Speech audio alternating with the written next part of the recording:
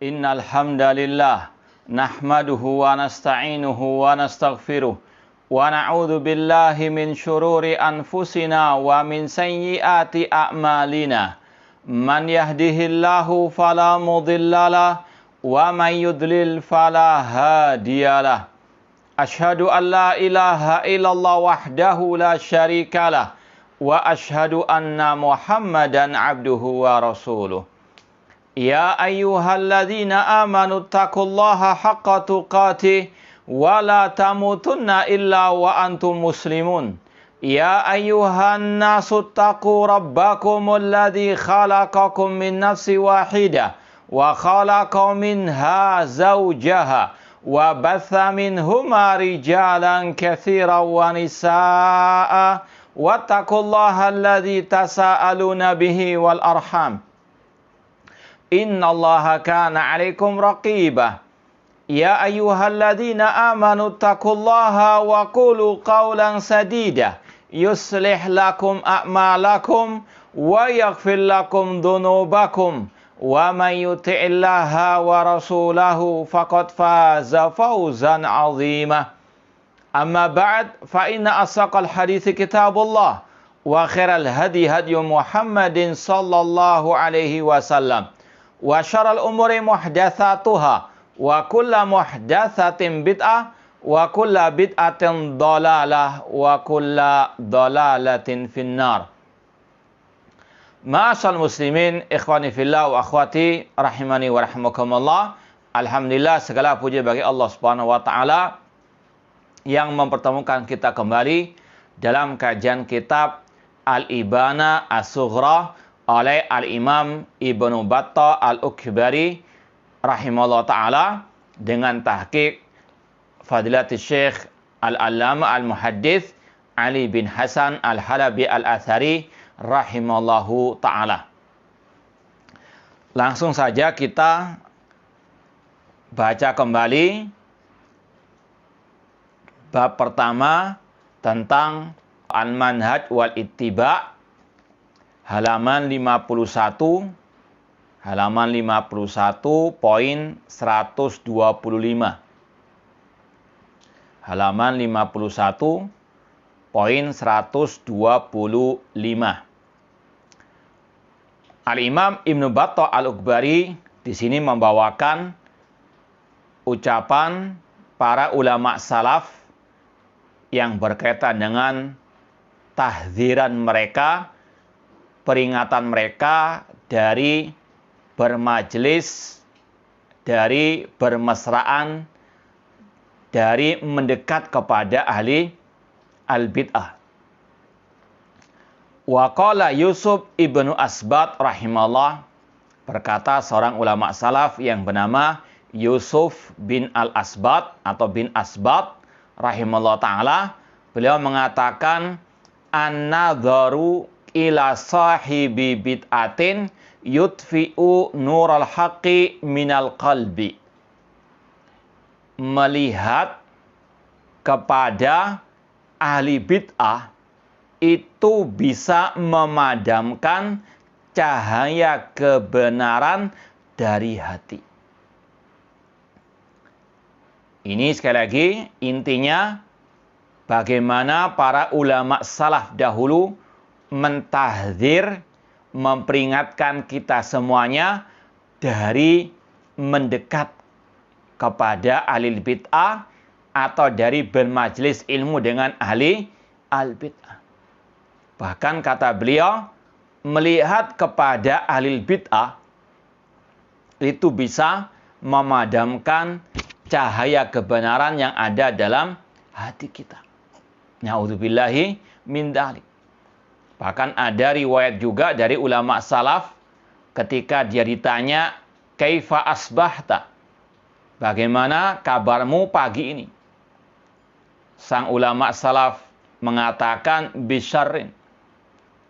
Keadaanku kurang baik atau buruk keadaanku. Kenapa? Apakah karena kurang harta atau karena ada musibah dunia? Tidak. Sang ulama salaf itu mengatakan, waqa'at aini al-yauma ala mubtadi'. Aku dalam keadaan kurang baik karena aku hari ini melihat kepada ahli bid'ah. Sampai demikian mereka berhati-hati dari ahli bid'ah. Bahkan mereka tidak sudi melihat kepada ahli al-bid'ah. Saya mau baca syarah dari Syekh Abdul Aziz Ar-Rajihi tentang ucapan Yusuf bin Asbat di sini yang insya Allah sangat berharga sekali. Ya.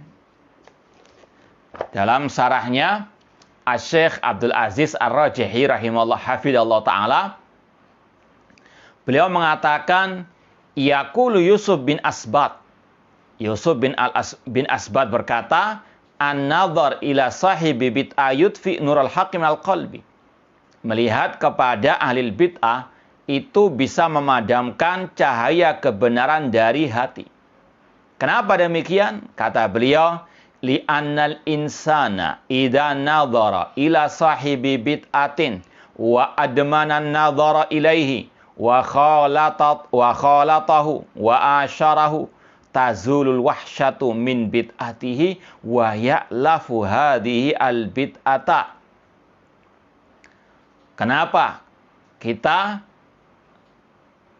bisa padam cahaya kebenaran dalam hati kita kalau kita melihat kepada ahli bid'ah? Kata beliau, karena seseorang jika dia melihat kepada ahli bid'ah, kemudian terus ketagihan, terus senang melihat kepada ahli bid'ah, maka bertahap masuk kepada khalatahu, berinteraksi dengannya, mendekat kepadanya, wa asyarahu, dan bermesraan dengannya. Inilah salah satu metode iblis atau syaitan untuk menjebak manusia kepada al-bid'ah atau menjadi ahli bid'ah. Pelan-pelan.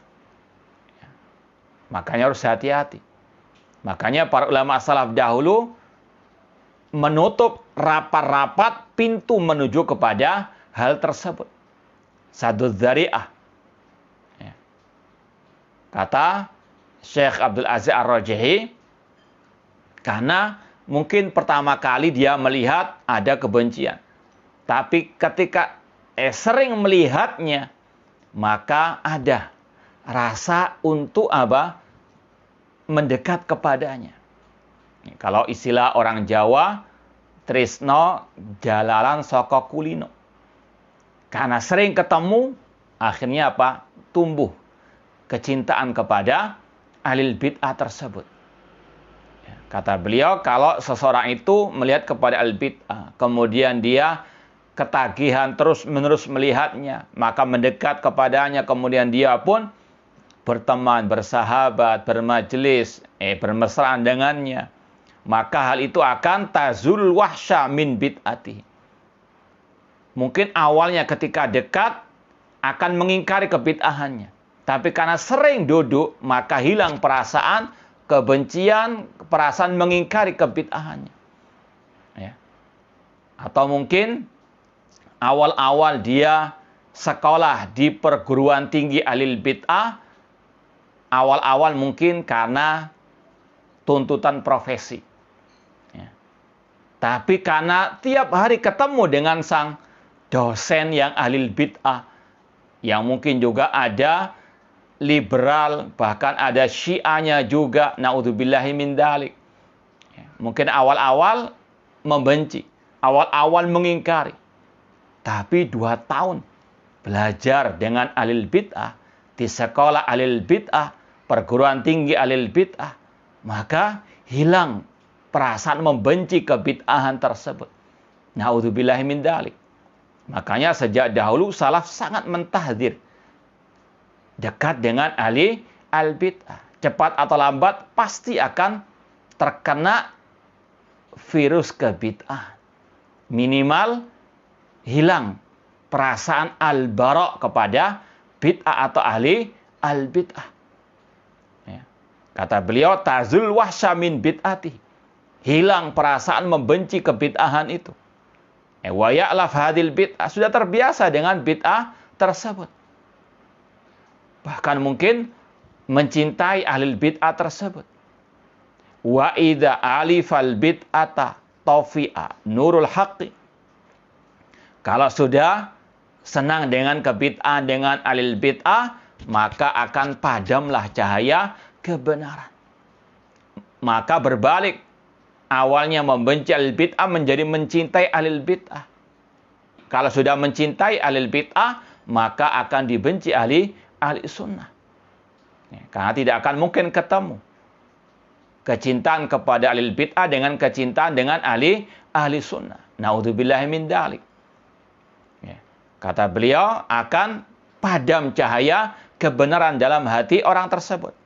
Yakni yantafi'un nurul kamil fayabqa nurul haqqi wa nurul iman fi qalbi dha'ifan bisababi kathrati nadharihi ila sahibil bid'ah.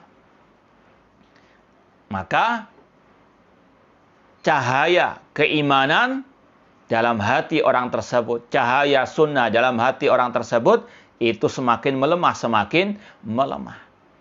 Akhirnya apa?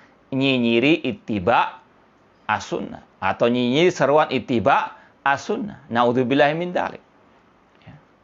Maka sungguh benar tahdziran as-salaf dari melihat kepada ahli bid'ah, apalagi sekolah di tempat-tempat ahli al-bid'ah. Bisababi kasrati nadhari ila sahibil bid'ah. Karena sering melihat ahli bid'ah. Dosennya ahli bid'ah, temannya ahli bid'ah, kanan kirinya ahli bid'ah. Bagaimana mungkin akan selamat dari kebid'ahan? Mana mungkin akan selamat dari racun-racun al-bid'ah dan ahli al-bid'ah? Ulama salaf saja sangat amat takut. Kalau ada yang sekarang tidak takut, naudzubillahi min dzalik. Ini orang-orang yang ngelama. Nah, kata beliau, bisababi kasrati nadharihi ila sahibi bid'ah wa mukhalatatihi wa mumassatihi. Kalau sudah sering ketemu, sering duduk, apalagi belajar kepada mereka, maka dikatakan wa qadiman qila. Dahulu ada ungkapan bijak, ungkapan hikmah, idza kathra al-imsas qallal ihsas. Idza kathra al-imsas, kalau sudah sering berinteraksi, qallal ihsas, akan ada berkurang sedikit perasaan sensitivitas terhadap kebid'ah. Akan menjadi biasa, akan hilang al-bara', membenci, menjauh dari bid'ah dan kebid'ahan. Fa'idha kathral imsas bi'alil bid'ah wal ikhtilat bihim zala istikbahu hadihi al bid'ah. Kalau sudah sering berinteraksi dengan alil bid'ah, bermuamalah dengan alil bid'ah, bermesraan dengan alil bid'ah, berguru kepada alil bid'ah, maka hilang perasaan membenci kebid'ahan. Fayazul atau wazalatin nafratu minha. Faya'laful insan al-bid'ah wala yastakbihuha. Demikian pula yang mungkin di dunia maya, karena sering berinteraksi dengan ucapan-ucapan alil bid'ah, sering membuka link-link alil bid'ah, maka yang terjadi adalah minimal tidak ada lagi perasaan al-bara', berlepas diri daripada ahli al-bid'ah ataupun kebid'ahannya. Maka sudah terbiasa dengan bid'ah tersebut. Wala yastakbihuha, tidak menganggap jelek bid'ah tersebut. Fayazulu nurul iman al-kamil, hilanglah cahaya keimanan yang sempurna. Wa yad'uf bidalikal iman, melemahlah cahaya keimanan, cahaya kebenaran tersebut. Walihada qala Yusuf bin Asbat. Oleh karena itulah Yusuf bin Asbat berkata, an-nadhar ila ashabil bid'ah yutfi'u nural haqqi minal qalb. Melihat, memandang kepada ahli bid'ah itu bisa memadamkan cahaya kebenaran dari hati. Ya, ini sekali lagi bagaimana ulama salaf mewanti-wanti, mentahdzir, memperingatkan kita bukan hanya dari bermajlis dengan ahli bid'ah, bahkan dari melihat kepada wajah ahli al-bid'ah. Ya, ini intinya sekali lagi untuk kita menjauh dari ahli bid'ah. Ya. Apalagi di zaman yang kita sangat amat dikelilingi dengan ahli bid'ah. Ya, sekali lagi semaksimal mungkin untuk kita menjauh dari mereka. Terutama dai-dai ahli bid'ah, terutama tokoh-tokoh ahli al-bid'ah. Ini ucapan Yusuf bin Asbat rahimahullah ta'ala. Kita lanjutkan. Asar berikutnya, poin 126, Waqala Bishr ibn al-Harith.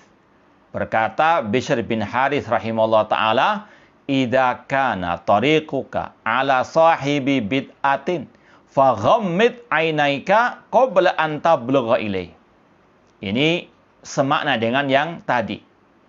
Ya, kata Bishr bin Harith rahimahullah, apabila engkau melewati suatu jalan yang di situ akan melewati ahli bid'ah. Ya. Kalau engkau berpergian, kemudian engkau akan melewati ahli bid'ah, kata beliau, faghammid ainaika. Tutup mata, pejamkan matamu sebelum engkau sampai kepada ahli bid'ah tersebut, sebelum engkau melewati ahli bid'ah tersebut. Ya.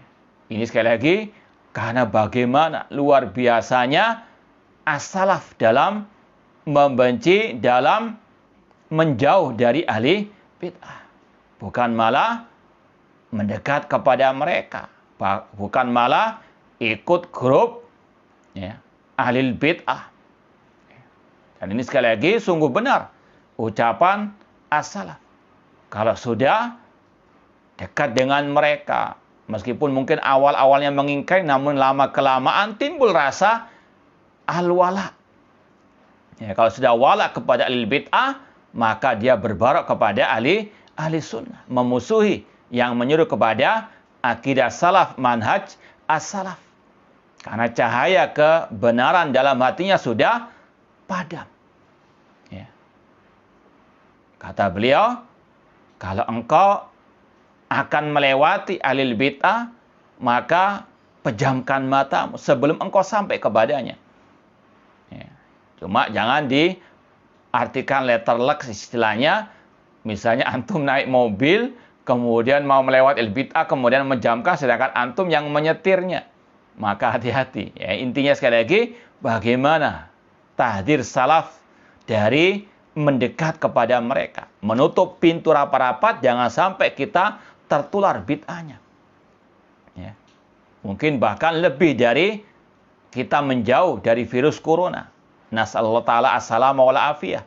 Semoga Allah menyembuhkan yang terkena sakit atau virus corona ini. Ya, semoga Allah menyembuhkannya segera, dan semoga Allah merahmati mereka yang telah meninggal dunia dari kaum muslimin. Dan semoga Allah SWT menyelamatkan kita semua dari musibah dan wabah penyakit ini. Kata beliau, idza kana tariquka ala sahibi bid'ah faghammid ainaika qabla an tablugha ilaihi. Intinya sama dengan tadi, agar kita tidak tertipu dengan mereka. Bukan malah bermesraan dengan mereka, bertamu kepada mereka, kemudian setelah itu menjilat mereka. Nah, itulah pengaruh ahli bidah. Ya. Kalau ada yang berdalil, itu kan ada ulama menjenguk ahli bid'ah yang sakit misalnya. Ya. Kita katakan, inti siapa? Ya. Kalau misalnya Syekh bin Baz misalnya, beliau ada di atas angin, sedangkan Anda di bawah tanah. Ya. Ini al-qiyas ma'al farik. Beliau bisa menasehati orang tersebut yang ahli bid'ah itu. Sedangkan Anda justru yang malah dinasihati oleh ahli al-bid'ah. Ya. Kalau Syekh bin Baz, luar biasa kekokohan akidah manhaj beliau, dan memang tujuannya untuk menasihati. Ya, beliau di atas angin, sedangkan Anda sekali lagi jauh dari tersebut. Makanya ketika ada da'i yang mengaku salafi berziarah ke tempat al-bid'ah, apa akibatnya? Setelah itu menulis tulisan yang ada talbis di situ, penipuan. Ya, untuk menjilat ahli bid'ah, dia pun mengatakan perbedaan Ahlus Sunnah Salafiyin dengan mereka seperti perbedaan Muhammad bin Hasan Asy-Syaibani dengan Imam Syafi'i rahimahullah ta'ala. Naudzubillah min dzalik. Ini menipu umat. Perbedaan antara Muhammad bin Hasan Asy-Syaibani dengan Imam Syafi'i, perbedaan masalah fiqh, al-furu'. Ya, bukan masalah usul as-sunnah, usul al-aqidah. Nah, inilah sekali lagi bahayanya mendekat dengan ahli al-bid'ah, ketularan. Ya. Maka kata beliau, apabila engkau melewati atau akan melewati ahli bid'ah, maka ghammid ainaika. Pejamkan matamu qabla an tablugha ilaih, sebelum engkau sampai kepadanya. Bahkan ada ungkapan juga dari ulama salaf yang lain yang bernama Yahya bin Abi Katsir rahimahullah ta'ala. Beliau mengatakan, idza laqita sahiba bid'ah fi tariqin fakhudh tariqan akhar. Apabila engkau berjalan di suatu jalan, ketemu dengan ahli bid'ah, cari jalan yang lain. Ya. Intinya sekali lagi di sini bentuknya peringatan untuk menjauh semaksimal mungkin. Jangan mendekat, entah di dunia nyata atau di dunia maya, karena bahayanya mereka lebih daripada virus corona. Ini musibah dalam urusan akhirat, musibah dalam urusan agama. Dan Rasul mengatakan dalam doa beliau, wala taj'al musibatana fi dinina. Jangan ya Allah engkau jadikan musibah kami dalam urusan agama kami. Ya. Ini bagaimana kewaspadaan, kehati-hatian para ulama as-salaf terdahulu. Ya, kalau kata Syekh Abdul Aziz Ar-Rajihi, ini termasuk tadi sadud dzara'i. Kata beliau, wa hadzal athar fihi at-tahdhir min ahlil bid'ah. Riwayat atau ucapan Bishr bin Harits tadi itu bentuk tahdziras salaf dari ahlil bid'ah. Falaisa laka antarkan ila sahibi bid'ah. Tidak boleh engkau bermesraan dengan mereka atau mendekat kepada mereka. Wala antajlis mau, jangan duduk bermajlis dengan mereka. Ya. Li'annau kama sabaq, idza jalasa ma sahibi bid'ah wa rakana ilai zalat wahsyatul bid'ah min nafsi. Sebagaimana dalam ungkapan tadi, kalau sudah duduk terus dengan ahli bid'ah, berinteraksi terus dengan ahli bid'ah, hilang perasaan al-bara' dengan al-bid'ah. Ya. Tapi ada yang nyeleneh dari sebagian orang yang ngaku da'i sunnah, da'i salafi, ya, justru malah marah kalau dia nggak berguru kepada ahli bid'ah. Ya. Ada satu ustadz dosen katanya tidak sukses masuk S3 di perguruan tinggi ahli bid'ah. Ya. Nggak berhasil masuk, malah marah, ngambek. Naudzubillah min dzalik. Ini kebalikan dari salaf. Salaf ingin menjauh dari al-bid'ah. Kok ada ustadz sunnah, da'i salafi katanya, ya, gak keterima di perguruan tinggi al-bid'ah, justru malah sedih. Naudzubillah min dzalik. Inilah yang ditakutkan oleh ulama salaf. Kalau sudah dekat dengan ahli bid'ah, itu ya, kangen terus dengan ahli bid'ah, rindu terus dengan ahli bid'ah, cinta dengan ahli bid'ah, gak diterima di perguruan tinggi ahli bid'ah, malah sedih, marah, ngambek dan sebagainya. Naudzubillah min dzalik. Ya. Nasallahu ta'ala as-salama wal afiyah. Ya, maka ini peringatan dari as-salafus saleh. Kata beliau, idza kana tariquka ala sahibi bid'ah faghammid ainaika qabla an tablugha ilaihi. Kata beliau, fayakunu hadza sababan fi dha'fi imanihi. Kata beliau, "Alaika anta sudda al-dzari'a allati takunu sababan fi dha'fil iman." Wajib bagi engkau untuk menutup pintu rapat-rapat dari hal-hal yang menyebabkan jauhnya al-iman. Ya. Wa hiya nadhar ila sahibi bid'ah wa sadud dzara'i minal qawaid al-ma'rufah fi syariah. Menutup pintu-pintu kejelekan termasuk kaidah yang masyhurah di dalam syariat al-Islam.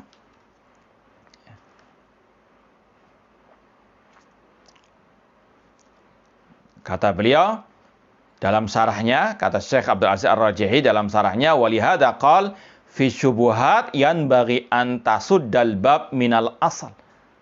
Dalam masalah syubuhat kebid'ahan wajib menutup rapat-rapat pintu. Jangan sampai terbuka sehingga kemasukan syubuhat ataupun al-bid'ah. Dan ini seperti yang kita nukilkan kemarin dari wasiat terakhir Asy-Syaikh Al-Allamah Al-Muhaddits Ali bin Hasan Al-Halabi Al-Athari rahimahullah ta'ala, kalau Anda mau istiqomah, carilah teman dari ahli sunnah, ustaz dari ahli sunnah yang jauh dari asyubuhat. Kalau sudah ustaz syubuhat meskipun mengaku ahli sunnah, ini sangat berbahaya. Cepat atau lambat nanti akan ketularan syubuhatnya. Kita lanjutkan lagi. Asar berikutnya 127. Waqala Abul Abbas Al-Khattab, ulama salaf yang bernama Abul Abbas Al-Khattab rahimahullah berkata, "Idza kharajta min baitika falaqiyaka sahibu bid'atin falji' fa inna syayatin muhitatun bihi." Masih sama maknanya dengan yang pertama dan kedua tadi. Apabila engkau keluar dari rumahmu dan engkau menjumpai ahli bid'ah, maka kembalilah. Maka pulanglah. Karena setan-setan itu mengelilingi ahli bid'ah tersebut. Ini bahaya kalau berjumpa dengan ahli bid'ah. Ada ucapan dari sebagian ulama salaf juga. Ini seperti perumpamaannya kalau Anda ketemu dengan pencopet, sedangkan Anda membawa uang banyak, atau Anda ketemu dengan orang yang masyhur sebagai pembegal, perampok. Anda bertemu dengan perampok, pembegal, atau pencopet, penjamret di jalan. Maka Anda pasti akan ketakutan, khawatir jangan sampai harta benda yang Anda bawa itu akan dirampas, akan dibegal, akan dicopet atau dijamret. Maka Anda lebih memilih jalan keselamatan, cari jalan alternatif. Apalagi ini urusan akhirat. Anda membawa akidah, membawa al-manhaj. Kalau Anda bertemu dengan al-bid'ah, itu sama dengan tadi. Harus ada perasaan takut, khawatir. Jangan sampai harta termahal Anda, yaitu al-aqidah, al-manhaj, akan dirampok, dibegal oleh mereka. Na'udzubillahi min dzalik. Maka sekali lagi, ini tahdiran salaf dari mendekat kepada ahli al-bid'ah. Idza kharajta min baitika falaqiyaka sahibu bid'ah farji' fa inna syayatin muhitatun bihi. Karena setan-setan itu mengelilingi mereka, baik setan jin maupun setan manusia. Poin 128. Wa qala Muslim bin Yasar. Muslim bin Yasar rahimahullah ta'ala berkata, "Iyyakum wal jidal." Hati-hati kalian dari debat kusir atau kalian mendebat agama Allah. Fa innaha sa'atu jahlil alimi. Karena waktu debat kusir itulah akan terjadi, akan terlihat kejahilan seorang alim. Ini kalau memang jidalnya debat kusir yang tercela. Sudah pernah kita sampaikan, debat ada dua macam, debat yang terpuji, debat yang tercela. Debat yang terpuji kalau memang ala ilmin, di atas ilmu, dan juga untuk mencari kebenaran, untuk menampakkan kebenaran. Bukan untuk mencari pembenaran. Dan juga maslahatnya lebih baik daripada mafsadahnya. Namun kalau debat yang tercela, yaitu banyak mafsadahnya daripada maslahatnya. Di situ ada kejahilan di dalamnya. Maka kata beliau, hati-hati dari debat kusir. Karena pada waktu itulah akan nampak kejahilan seorang alim. Karena mungkin waktu debat kusir tersebut akan muncul emosi, akan muncul ucapan-ucapan yang tidak terkontrol. Sehingga awalnya dia kelihatan alim, namun pada akhirnya terjebak dalam jebakan ahli al-bidah yang mendebatnya. Na'udzubillahi min dzalik. Makanya tidak sembarangan orang itu menerima debat dengan ahli al-bidah. Harus betul-betul ahli ilmu, harus betul-betul dipertimbangkan maslahat dengan mafsadahnya. Kata beliau, wa fiha yabtaghi syaitan zallatahu. Karena pada saat debat kusir itulah setan menghendaki tergelincirnya seorang yang alim. Maka hati-hati, apalagi di dunia maya. Anda tidak tahu siapa yang ada debat tadi, atau yang ada debat tersebut. Bisa jadi yang ada debat itu orang kafir yang menyusup kepada barisan kaum muslimin untuk mendebat, untuk menyebarkan syubhat, atau misionaris, atau orientalis, dan sebagainya. Maka hati-hati. Cukup bagi kita menyampaikan kebenaran untuk kita menebarkan tauhid dan sunnah. Tinggalkan debat-debat yang tidak ada manfaatnya. Apalagi di situ banyak kemadaratannya. Minimal kita panas membaca atau mendengarkan syubhat-syubhat mereka, sedangkan kita tidak sanggup untuk membantahnya. Hati-hati. Kemudian poin berikutnya 129, waqala Al-Hasan Al-Basri rahimahullah ta'ala berkata, inna sahibal bid'ati la yuqbalu lahu shaumun wala salatun wala hajjun wala umratun wala sadaqatun wala jihadun wala sarfun wala adlun. Berkata Al-Hasan Al-Basri rahimahullah ta'ala, sesungguhnya pelaku kebid'ahan, ahlil bid'ah, tidak diterima darinya puasanya, salatnya, hajinya, umrahnya, sedekahnya, jihadnya, dan amalan-amalan yang sunnah ataupun yang wajib. Ini sebetulnya sudah ada hadisnya dari Rasulullah SAW, ya, terutama hadis tentang keutamaan kota Madinah. Rasul mengatakan, al-Madinatu haramun baina thaurin wa airin. Kota Madinah itu kota yang haram, yang suci, terutama dari batas gunung Thaur sampai gunung Air. Ya, ini sudah pernah kita sampaikan, maksud di situ haram, yaitu ada hukum-hukum khusus, tidak boleh menebang pohon yang tumbuh dengan sendirinya di situ, tidak boleh memburu buruan binatangnya dan sebagainya.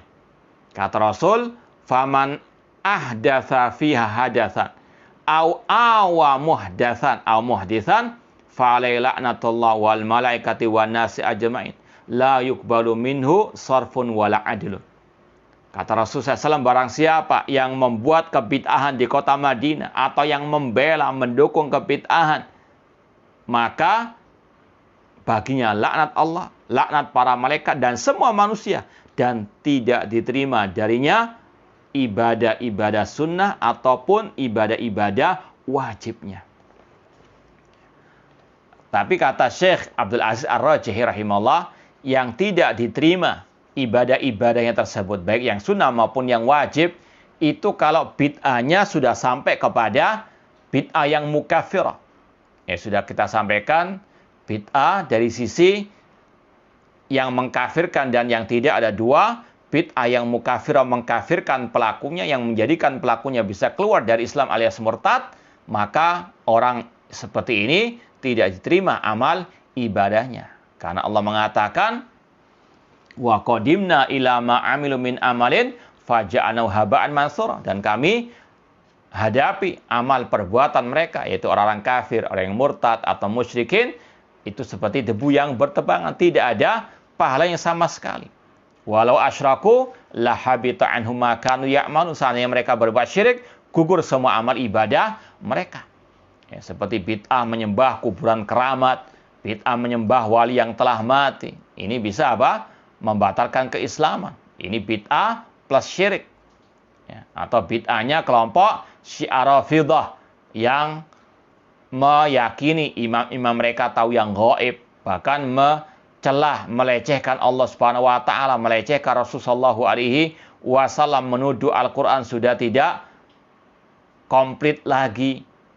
Ini sekali lagi adalah bid'ah yang mengeluarkan pelakunya dari Islam, atau seperti akidah atau bid'ahnya kelompok Jahmiyah yang menolak nama-nama dan sifat-sifat Allah, yang mengatakan surga dan neraka tidak kekal. Ini bid'ah yang kufur akbar. Pelakunya murtad dari Islam, maka tidak akan diterima oleh Allah amal-amal ibadahnya, baik yang mustahab, yang sunnah maupun yang wajib. Wa may yakfur bil iman faqad habita amaluhu wa huwa fil akhirati minal khasirin. Barang siapa yang mengkufuri keimanan, maka gugur semua amal ibadahnya. Na'udzubillahi min dzalik. Adapun bid'ah yang ghairul mukafirah, bid'ah yang tidak sampai mengkafirkan, maka yang ditolak itu adalah amal ibadah yang dilakukan oleh pelaku bid'ah tersebut yang memang tidak sesuai dengan sunnah Rasulullah sallallahu alaihi wasallam. Ya, sekali lagi, yang tidak diterima sama sekali amal ibadahnya, kata Syekh Abdul Aziz Ar-Raji dalam syarahnya, yaitu bid'ah yang mukafirah. Kita baca sedikit penjelasan beliau. Kata beliau, wa hadhil maqala min babit tasydid. Ucapan Al-Hasan Al-Basri tadi itu termasuk dalam bab ancaman yang sangat keras sebetulnya. Kata beliau, innama hadza mahmulun 'alal bid'atil mukaffirah. Yang tidak diterima amal-amal ibadah pelaku bid'ah tadi kalau bid'ahnya yang mukaffirah. Fal bid'atul mukaffirah la yuqbal min sahibiha shamun wala salatun wala hajjun wala umrah wala sadaqah wala jihad wala sarfun wala adl. Ya. Pelaku bid'ah mukafirah yang mengeluarkan pelakunya dari Islam, itu yang tidak diterima puasanya, salatnya, hajinya, umrohnya, sedekahnya, jihadnya, amal-amal yang wajib maupun yang sunnah. Itu kata beliau. Wallahu ta'ala alam. Kita lanjutkan ucapan ulama salaf yang lain, poin 130. Wa qala Az-Zuhri, Imam Az-Zuhri, nama lengkapnya Muhammad bin Muslim bin Ubaidillah bin Syihab Az-Zuhri rahimahullah ta'ala, ulama al-hadis yang masyhur. Ini ucapan yang luar biasa dari beliau. Kata beliau, al-i'tisamu bisunnati najatun. Berpegang teguh dengan sunnah adalah keselamatan. Dalam berbagai keadaan, dalam segala sikon, berpegang teguh dengan sunnah itu adalah keselamatan. Ini ucapan salafus soleh. Ittiba' sunnah dalam segala keadaan. Dalam berjihad, menghadapi penghinaan Nabi, tetap dengan ittiba'us sunnah. Makanya yang nyinyiri seruan ittiba'us sunnah ketika menghadapi, menyikapi penghinaan Nabi, ini sungguh jauh dari ucapan as-salaf, dari manhaj salaf. Manhaj salaf senantiasa menekankan ittiba'us sunnah dalam segala keadaan. Bukan nyari sensasi, solusi yang baru. Karena dalam sunnah sudah ada segala-galanya. Kata beliau, al-i'tisam bis sunnah najatun. Berpegang teguh dengan sunnah Rasulullah sallallahu alaihi wasallam itu adalah sebab keselamatan. wal ilmu yuqbadu qabdan sari'an. Dan ilmu agama itu akan dicabut dengan cepat oleh Allah Subhanahu wa taala. Sebagaimana kata Ar-Rasul dalam hadis riwayat Imam Bukhari, "Innallaha la yaqbudul ilma intiza'an." Allah tidak akan mencabut ilmu ini secara tiba-tiba, walakin yaqbudul ilma biqabdil ulama. Namun Allah mencabut ilmu agama dengan mewafatkan para ulama. Hatta idalam yubki aliman ittakhadhan nasu ru'usan juhalan fasu'ilu fa'afta bighairi ilmin fadallu wa adallu. Ketika Allah sudah tidak menyisakan para ulama atau sedikit para ulama, manusia mencari guru agama, ustadz, da'i dari orang-orang yang bodoh, yang jahil. Mereka ketika ditanya berfatwa tanpa ilmu, maka mereka sesat dan menyesatkan. Naudzubillahi min dzalik. Ya. Kemudian kata beliau, fa na'shul ilmi sabatud din wad dunya. Dan nampaknya ilmu, ya, atau keberadaan ilmu di tengah-tengah manusia. Tentunya ilmu yang berdasarkan qala Allah wa qala Rasul wa qala as-sahabah. Ilmu yang betul-betul di atas Al-Quran dan Sunnah dengan pemahaman para salafus saleh. Keberadaan ilmu seperti ini, sabatud dini wa dunya, itu akan membawa kepada kebaikan akhirat dan dunia, kebaikan agama dan dunia. Wa dhahabu dzalika kulli dhahabul ulama. Hilangnya ilmu yaitu dengan hilangnya para al-ulama. Makanya harus kita berhati-hati di zaman ini. Banyak para ulama yang sudah Allah wafatkan. Yang terakhir kemarin yaitu Asy-Syaikh Al-Alam Al-Muhaddits Ali bin Hasan Al-Halabi Al-Atsari rahimahullah taala. Ya, yang salah satu karya beliau adalah tahqiq kitab Al-Ibanah Sughra yang kita baca ini. Ya, semoga Allah senantiasa memberikan kebaikan beliau, membalas jasa-jasa baik beliau. Kata Imam Az-Zuhri, hilangnya ilmu yaitu dengan hilangnya para ahli ulama. Dan Rasul mengatakan tadi, kalau sudah tidak ada ulama, manusia banyak menjadikan guru-guru agama, dosen-dosen agama dari orang-orang yang jahil. Seperti tadi, bukan hanya jahil, malah ngambek ketika tidak diterima S3 di perguruan tinggi ahli al-bidah. Naudzubillahi min dzalik. As-salaf menjauh, salaf membenci. Kok ini malah rindu duduk bermajelis, berguru dengan ahli al-bidah. Naudzubillahi min dzalik. Kata beliau, fa na'shul ilmi sabatud dini wa dunya. Kalau kita mau baik dunia wa akhirat kita, harus betul-betul selektif dalam menimba ilmu agama. Inna hadzal ilma dinun fandur amman ta'khuduna dinakum. Bahayanya kata Rasul tadi kalau belajar kepada orang yang jahil, ya, tapi ngelama, maka dhallu wa adhallu, mereka sesat dan akan juga menyesatkan. Kemudian poin 131, wa qala Umar bin Abdul Aziz, Al-Khalifah Umar bin Abdul Aziz rahimahullah berkata, man ja'ala dinahu gharadan lil khusumat aktsarat tanaqqul. Orang yang menjadikan agamanya untuk bahan debat kusir, maka dia ini akan sering mencela-menceli. Akan senantiasa berpindah-pindah akidah wal manhaj. Naudzubillahi min dzalik. Ya, inilah keadaan ahlul bidah, ahlul kalam yang senantiasa mencela-menceli pelin-pelan. Karena apa? Tadi sering mendebat akidah sahihah, mendebat ayat-ayat Allah, mendebat hadis-hadis Rasul sallallahu alaihi wasallam. Maka sekali lagi hati-hati, jangan sampai mendebat kebenaran, mendebat al-haq, mendebat al-aqidah as-sahihah, maka akan mencela-menceli, akan pelin-pelan. Aksara at-tanaqqul, kata Al-Khalifah Umar bin Abdul Aziz rahimallahu ta'ala. Nas'allahu ta'ala as-salama wal afiyah. Insyaallah ini yang bisa kita sampaikan pada pertemuan malam hari ini. Insyaallah kita akan ketemu tahun depan ya, insyaallah ta'ala. Ya, kita mulai soal jawab. Ini ada pertanyaan yang sudah masuk. Jelaskan secara singkat apa saja kesesatan firqah Ahmadiyah. Ini firqah Ahmadiyah bukan firqah lagi, dia agama Ahmadiyah. Cukup kesesatannya yang paling parah yaitu mengakui Nabi setelah adanya Nabi kita Muhammad sallallahu alaihi wasallam. Meyakini Mirza Ghulam Ahmad sebagai nabi mereka. Ini menunjukkan mereka bukan di atas agama Islam, mereka bukan kaum muslimin.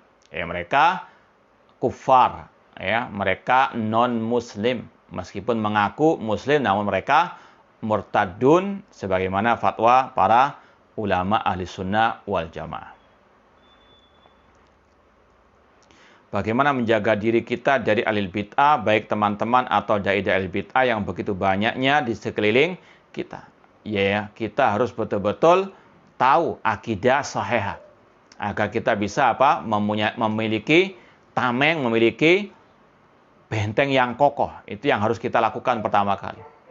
Adapun sekedar berinteraksi dalam artian assalamualaikum waalaikumsalam, ini tidak ada masalah, karena memang kondisinya seperti ini sekarang. Tapi harus betul-betul jaga jarak, lebih daripada jaga jarak di hadapan truk misalnya. Sekali lagi, ketika menghadapi orang-orang sekeliling kita dari al-bidah, tetap harus ada benteng yang kokoh, belajar akidah saya manhaj yang benar, kemudian waspada jangan sampai masuk ke dalam majelis-majelis ilmu mereka. Adapun ada jual beli atau berinteraksi dengan mereka sewajarnya, cukupnya, sesuai kebutuhan, tidak ada masalah.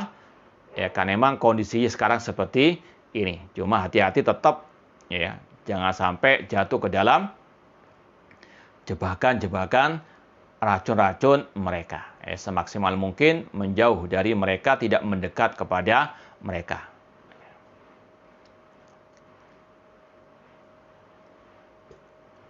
Apakah yang dimaksud sering berinteraksi dengan al-bid'ah, yaitu sering ngobrol dengan tokoh-tokohnya saja, meski perkara duniawi atau khusus perbincangan tentang agama? Kalau bisa dua-duanya ditinggalkan.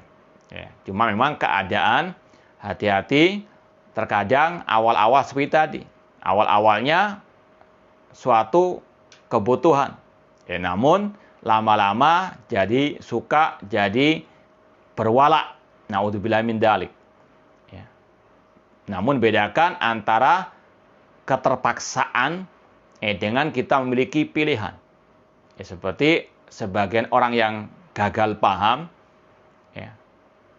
inti mengatakan kepada kita, inti melarang orang bermajlis dengan al-bid'ah. Inti sendiri kalau naik pesawat, duduk juga ada orang kafir, ada al-bid'ah, dan sebagainya. Ini sekali lagi orang yang bodoh kuadrat, jahil murakkab, orang yang gagal paham. Bedakan antara ada kondisi yang tidak ada pilihan lain kecuali hal itu dengan yang ada pilihan. Sekali lagi, harus betul-betul intinya kita sampaikan tadi dan yang disampaikan oleh para ulama tadi, bagaimana semaksimal mungkin kita menjauh dari majelis ahli al-bidah. Kalau misalnya ada tempat lain yang lebih selamat dalam urusan dunia sehingga kita tidak berinteraksi dengan al-bid'ah, itu yang lebih selamat. Namun kalau sudah terpaksa, beda lagi permasalahannya. Sebagaimana babi secara asal haram kecuali kalau terpaksa. Namun ad-daruratu tuqaddaru biqadariha. Namun semuanya ada kadarnya.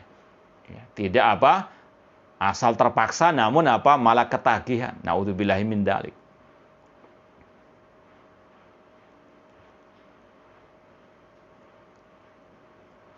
Mohon nasihat Ustadzuna Al-Fadil agar tidak futur dalam menuntut ilmu via online ini, karena terkadang kita merasa bosan.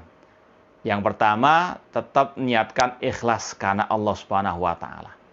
Insya Allah dengan niat ikhlas, apapun keadaannya, apapun kondisinya, insya Allah akan tetap bisa istiqamah. Yang kedua, harus kita yakini salah satu sarana untuk thalabul ilmi di zaman now seperti ini yaitu lewat online. Apalagi seperti yang kita sampaikan tadi, bedakan antara waktu ada pilihan dengan waktu yang ittiraran dengan ikhtiaran. Ya, bedakan antara ikhtiar, ada pilihan dengan ittirar, keterpaksaan. Ya, harus betul-betul bisa dibedakan. Sekarang ini kajian via online ini yang insya Allah terbaik. Apalagi wabah virus corona tetap mengganas di mana-mana, merajalela di mana-mana. Semoga Allah menyelamatkan kita semuanya. Maka harus kita yakini ini ya insya Allah yang terbaik. Ya. Semoga Allah segera mengangkat musibah ini dari kita semuanya.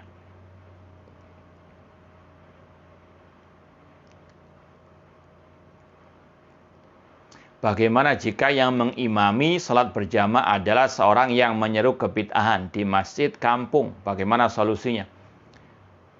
Alternatif, pilihan, opsi yang terbaik, yang pertama, kalau bisa salat di masjid yang imamnya ahli sunnah. Ini opsi yang pertama, meskipun mungkin agak jauh.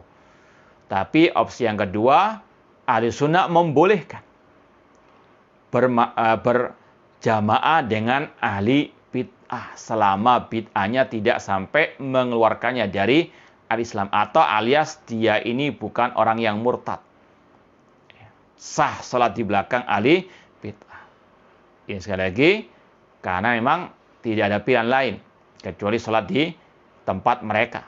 Ini sekali lagi dibolehkan oleh para ulama ahli sunnah wal jamaah. Dahulu Abdullah bin Umar salat di belakang orang Khawarij. Ya, dan yang lain dari ulama salaf. Makanya yang benar sah salat berjamaah di belakang imam yang ahli bid'ah selama kebid'ahannya tidak sampai menjadikannya murtad dari al-Islam.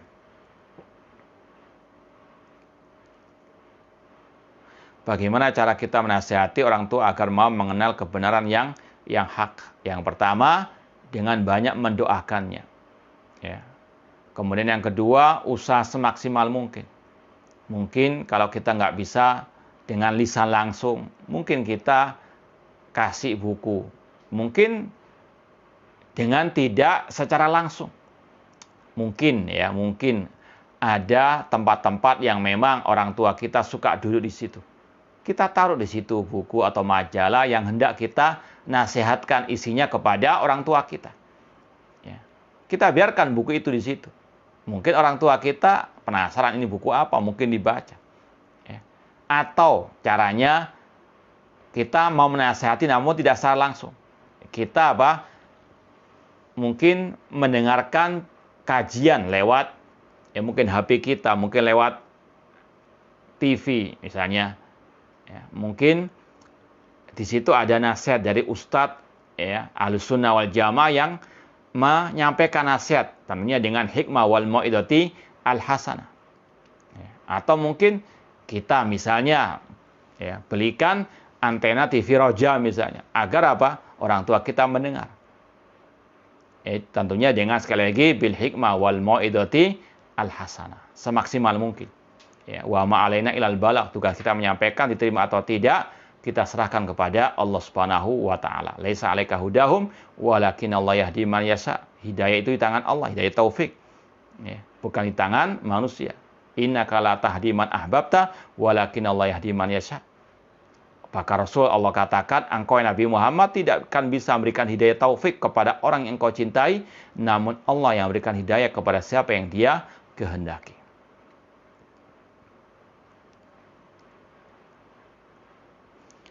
Apakah boleh seorang istri minta bantuan sahabat laki-laki dari suaminya agar mendamaikan masalah rumah tangga mereka? Boleh kalau memang itu tidak ada jalan yang lain. Ya, kalau bisa cari misalnya saudara dari perempuan tadi sendiri. Kalau bisa. Atau mungkin memakai mertua, bapak mertua untuk mendamaikan. Itu yang mungkin lebih baik. Tapi kalau memang tidak ada pilihan lain, Dan itu jalan yang terbaik, maka tidak ada masalah dengan tetap menjaga jarak, dengan tetap menjaga adab-adab syariat. Nah, wallahu ta'ala alam. Ya mungkin lewat juga istri daripada sahabat laki-laki sang suami. Nggak langsung mengontak sahabat laki-laki tersebut dari suaminya. Ya mungkin minta tolong kepada istri daripada sahabat laki-laki tersebut. Nah,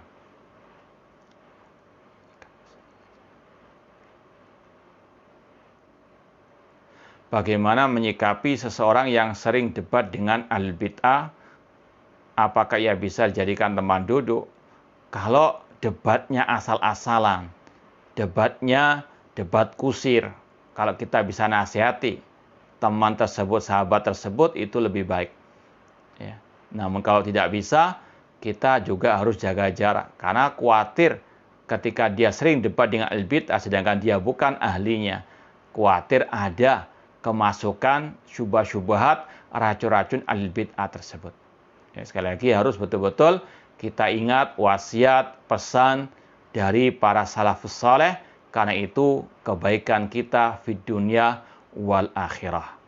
Ini yang mungkin bisa kita sampaikan pada kesempatan malam hari ini. Mudah-mudahan bermanfaat. Semoga Allah Subhanahu wa taala senantiasa memberikan kepada kita keistiqomahan di atas akidah salaf dan manhaj salaf sampai akhir kita nanti, dan semoga Allah Subhanahu wa taala menjadikan kita orang-orang yang senantiasa ittiba kepada sunnah Rasulullah SAW, dan semoga Allah menjauhkan kita dari makar-makar, kejahatan-kejahatan ahli bid'ah atau yang semisal dengan mereka. Wallahu ta'ala alam. Aqulu qouli hadza wa akhiru da'wana anil hamdulillahirabbil alamin. Wassalamualaikum warahmatullahi wabarakatuh.